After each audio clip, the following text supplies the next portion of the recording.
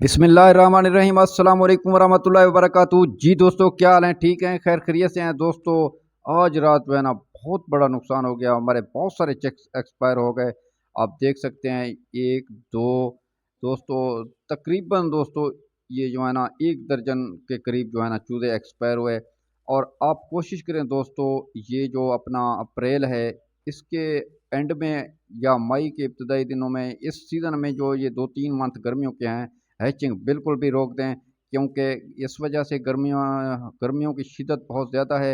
ये चूज़े जो है ना हीट स्ट्रोक और तनाव में आके एक्सपायर हो जाते हैं।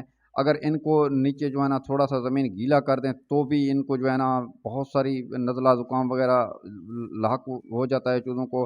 अगर पंखे पे ले आएँ तो वहाँ भी उनको ये जो है ना सर्दी और ठंड महसूस होगा। उस वजह से भी ये जो है ना परिंदे फिर बीमार पड़ जाएँगे, इनको बुखार लाक हो जाता है। तो बेहतर ये है दोस्तों, इस सीज़न में हैचिंग ना करवाएँ। परिंदे जो है ना चूज़े मर जाते हैं हीट स्ट्रोक की वजह से, स्ट्रेस तनाव में आकर।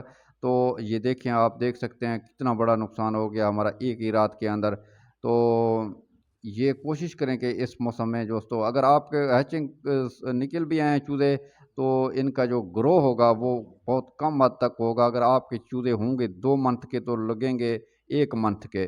दोस्तों कोशिश करें कि 15 सितंबर से फिर जो है ना स्टार्ट कर दें हैचिंग का अमल। फिर जो है ना हेल्दी एंड एक्टिव चूज़े निकलेंगे। ये 2 से 3 मंथ जो है ना गर्मियों की बहुत शिद्दत है, इसलिए आप इस महीने के अंदर, इन महीनों में हैचिंग ना करवाएं।